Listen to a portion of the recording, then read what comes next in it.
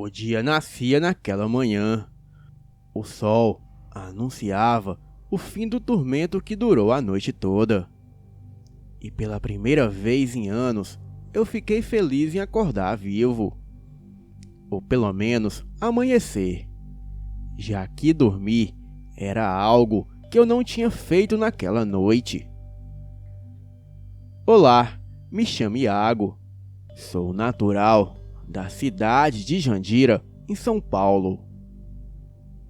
E eu nunca fui desses meninos populares que têm muitos amigos.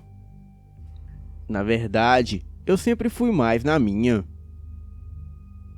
O pessoal da sala de aula me chamavam de Iago o Estranho. E eu não tinha amigos na escola. Na verdade, eu sempre falei com os garotos, mas nada de amizades profundas. Eu também sempre fui fascinado por coisas sobrenaturais desde pequeno. E quando tinha 12 anos, a minha avó faleceu, e eu a vi no próprio velório. E desde esse dia, eu passei a ler, a aprender e a estudar tudo relacionado ao sobrenatural, em busca de respostas e de mais conhecimento. O ser que eu mais admirava e que mais me fascinava nesses contextos era o lobisomem. Passei anos estudando sobre ele, pesquisando em livros e fóruns da internet. E posso garantir a vocês que não existe lugar melhor para adquirir conhecimentos ocultos do que na Deep Web. Pois lá, além de ter contato com várias pessoas como eu também aprendi vários rituais para fazer a tal transformação. Bem, esqueça o que se diz por aí, pois isso do sétimo filho nascer amaldiçoado é pura bobagem. E também não é uma mordida que transmite a maldição, pois a maldição não é uma doença para ser transmitida. Bem, certa noite eu estava num fórum da Deep Web. Eu era membro frequente deste fórum. E então, logo entrou um usuário de codinome Jack Filho de Lobo. Ele se dizia natural do Canadá e dizia que vivia numa casa na região norte de Vancouver. Ele me contou que vivia numa cabana e que, além de ser entusiasta do ocultismo, também praticava alta magia. E durante dias, esse perfil sempre entrava em horários específicos e falávamos muito sobre os assuntos. E ele transmitia muita confiança no que falava, sempre citando livros importantes de bruxaria, como o Grimório de Évora, ou também o livro das condições do lobisomem. E em um desses casos, ele até citou por alto o livro de São Cipriano. E todos os dias ele deixava algo no tópico. Fazia muitas observações e até analisava vídeos que mandávamos sobre aparições. Ele era quase um norte para nós do grupo. E um certo dia ele postou que viria para o Brasil. E chegaria aqui no Brasil em época de quaresma, pois queria participar de rituais de magia numa gnose no estado de São Paulo, mais especificamente em Campinas. Então não demorou muito para que eu entrasse em contato com ele, mas o seu perfil estava offline. E mesmo assim, eu decidi deixar uma mensagem explicando o meu lado. Contei a ele que queria saber como me transformar em lobisomem e que eu já tinha 17 anos de idade e poderia até pagar o que fosse necessário. E depois de quase 2 dias sem ele aparecer no fórum, ele respondeu que isso era coisa séria e que não era uma brincadeira de criança. E também que eu deveria ter mais respeito pelo que eu estava falando. E explicou que eu não fazia ideia do que era se transformar num lobisomem. E terminou a resposta dizendo que eu era só mais um moleque mimado, querendo ser algo mais que o filhinho de papai. Então eu fiquei irritado e não respondi mais. Decidi juntar minhas coisas, umas economias que eu tinha, e pedi aos meus pais um pouco mais de dinheiro para viajar. Inventei a eles que iria num evento de cosplay e outras coisas que eu gosto. Então, eles me deram mais dinheiro, pois com 17 anos eu já não era mais motivo de preocupação para eles. Fui para Campinas em busca dessa tal casa de gnose que o perfil dele havia mencionado. E depois de 2 dias de buscas em sites na internet, eu encontrei a tal casa de gnose. Era uma casa muito bonita e bem grande, que ficava bem afastada da cidade. A casa tinha vários carros de luxo estacionados. E ao longe era possível ver que tinha pessoas sentadas no fundo, em um grande descampado. As pessoas pareciam meditar ou conversar sobre algo. E foi quando, logo na entrada, eu fui barrado por um senhor. Era um homem alto, de meia idade, que parecia muito educado. O senhor me disse que eu não poderia entrar, pois o evento era apenas para os convidados. Passei o dia dando voltas na propriedade, tentando entrar, mas sempre dava de frente com esse senhor. Era impressionante como ele aparecia em todos os lugares, e não dava para fugir de sua posição de vigia. Eu já estava desistindo quando chegou a noite. Vi de longe as pessoas saindo de casa vestidas de preto e com toucas nas mãos. Elas caminhavam em direção à mata densa que ficava ali próximo, e eu a segui bem de longe para não ser visto. Vi eles acenderem uma fogueira com um mastro bem grande no meio. As mulheres dançavam de mãos dadas em uma espécie de ciranda, enquanto os homens estavam do lado de dentro, falando palavras impronunciáveis.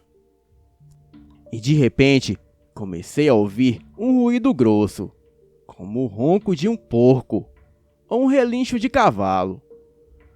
Ouvi algo correr muito rápido, vindo da direção de trás de mim. Um cheiro forte de couro queimado, como quem despela frango no fogo, e umas risadas macabras. Eu já estava com medo, quando passou do meu lado um vulto negro imenso. Não deu para ver o que era, mas vi quando aquilo chegou perto das pessoas e tomou forma. Aquele vulto usava uma capa vermelha, muito bonita. Tinha o corpo que se assemelhava de um homem, mas a sua cabeça era de um bode. E eu, muito curioso, me aproximei para ver o que era. As mulheres beijavam aquele ser, e os homens o veneravam. E meu corpo gelou quando aquilo apontou direto para mim.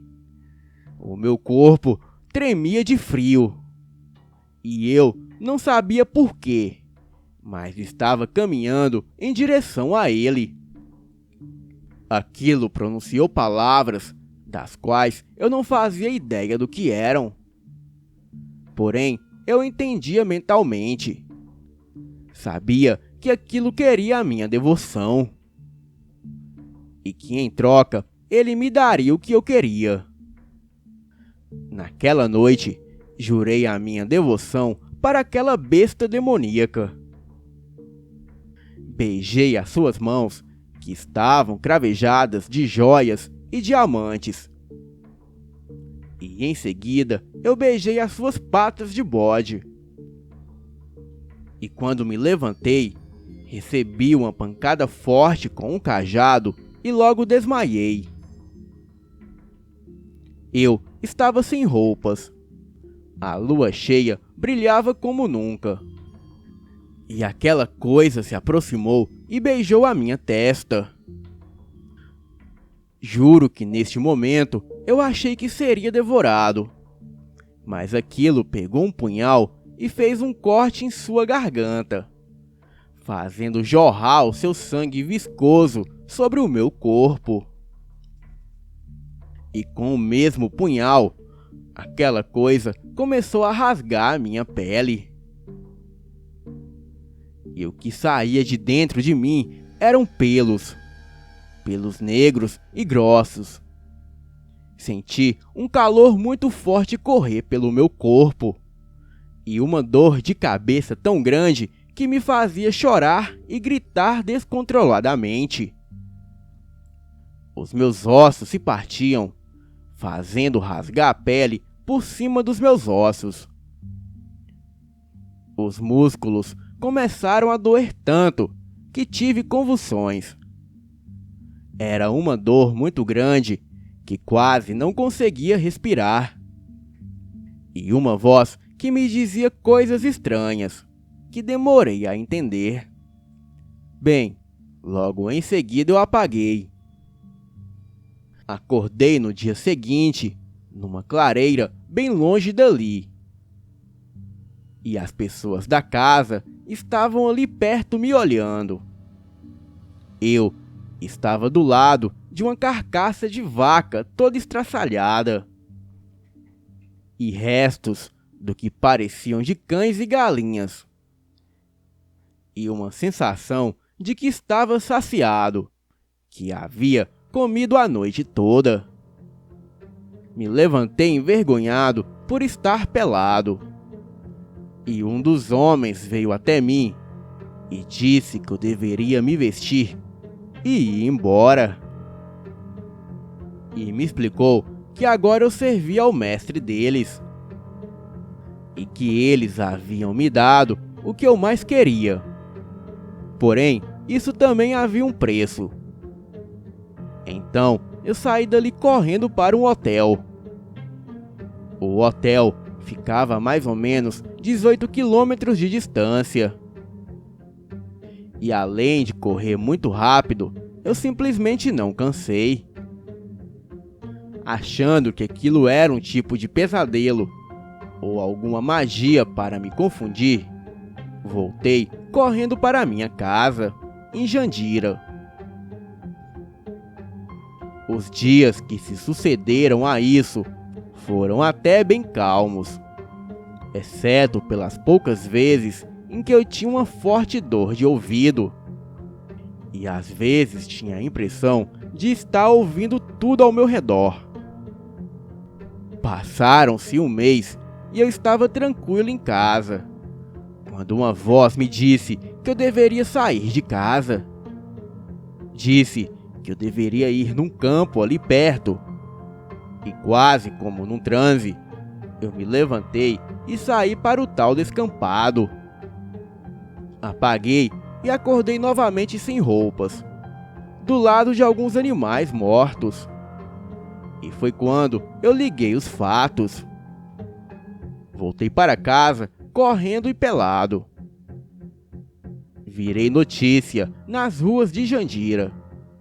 E quando entrei em casa, os meus pais me esperavam, contei a eles que saí para beber com o pessoal e passei dos limites. Fiquei de castigo por um mês por sair sem avisar e também por beber.